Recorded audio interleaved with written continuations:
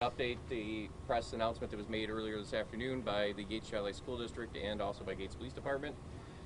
Currently, we do have somebody in custody for making a Class D felony terroristic threat against the Gates Child Central School District.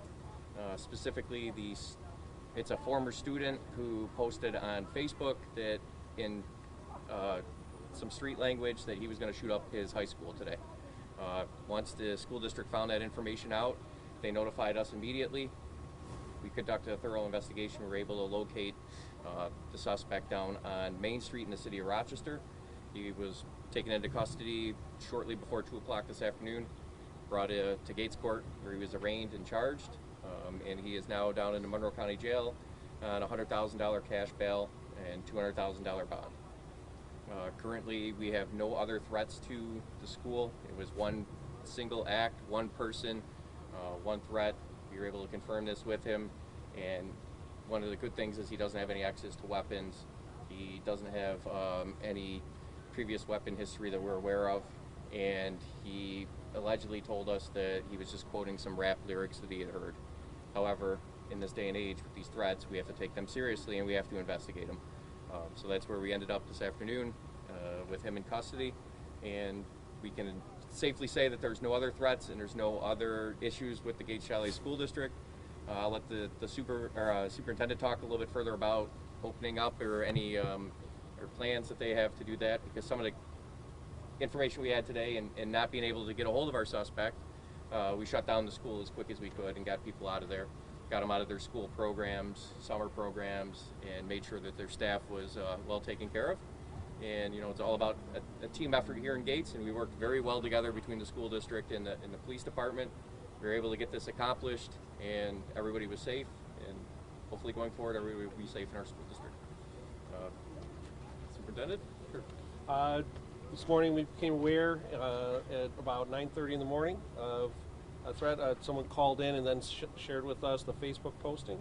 Immediately contacted the Gates Police, and they immediately sent people over to help us facilitate our safety protocols, which were put into effect, which was a lockout, which brought everybody inside our buildings and allowed us to verify everybody's location and safety. And by executing those protocols, all our kids went home and our staff went home safely today. Can't thank enough the work of the Gates PD and their help, along with our administration and staff that executed our safety plans perfectly, which allowed us to create a safe environment today in a very stressful kind of situation. I know it's summer. How many kids were in the school today? We had roughly 300 district-wide. Can you speak on the name and age of the suspect at this point? Yes, the name of the suspect is Jonathan Jourdain. He was a former Gates Chalet student who now resides in the city, and he's approximately 24 years old. Why is it so important to act on threats like this, especially in this day and age? Yeah, so it's definitely important to act from the first person that saw this. So how this came about too was the school district was notified by a concerned parent who saw a text, or I'm sorry, not text, but a posting on Facebook that heightened their alarm. It said, hey, wow, someone's posting on Facebook that they're going to shoot up a school. And that's what we look for, because we can't monitor everybody's Facebook account, and that's not our ability to do that. So they did what was right, contacted somebody, which was the school district, who contacted us, and we looked into it with all the different things that are going on in our world in this current moment, all the past history of events that have had, especially events out in our Buffalo region. We take any threat of schools, churches, buildings seriously, and in Gates here we're going to investigate it to the end, and that's what we did today and had a good outcome on this one. Go ahead. Sorry. When you heard of the initial threat, what goes through your mind as a superintendent? We go to our safety protocols, contact the police, and begin working the situation to create a safe environment as possible and be prepared. And how did the students, teachers, staff react? They were great. They kept everybody safe. They kept everybody organized and ready to continue the day inside, and then we were able to safely get everybody home this afternoon. Anything you learned about the school district's reaction to this today that can help in potential threats going forward, or anything that you guys learned from this scary experience? It's good to see that our safety protocols work. You put things in place and You practice them, but then when you execute them and they work as well as they did today, it's very rewarding because of the great work we do with the PD and our other emergency services. It allows us to provide a very safe environment, even with these kind of threats. We've seen a lot of serious threats in the region lately, today here.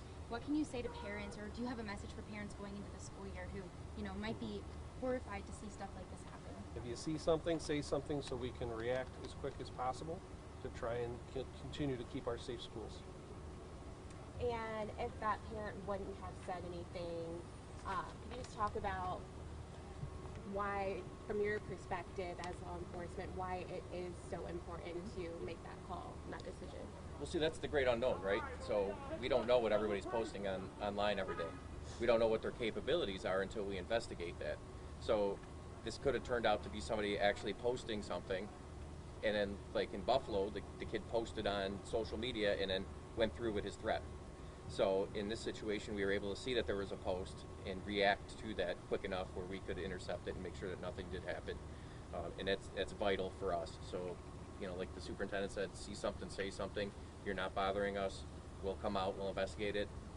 Sometimes it's false, sometimes it's kids being kids, and then sometimes there's a little more teeth to it, and that gets us involved. Normal school activity resumes Tomorrow. Yep.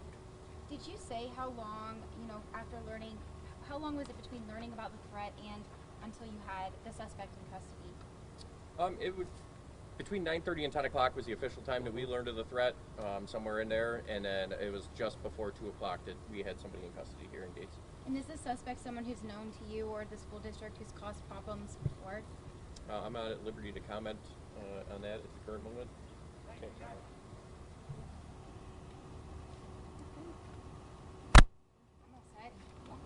Thank you guys. Thank you. I appreciate your time. Thank you very much. Sorry, I didn't mean to make you stand.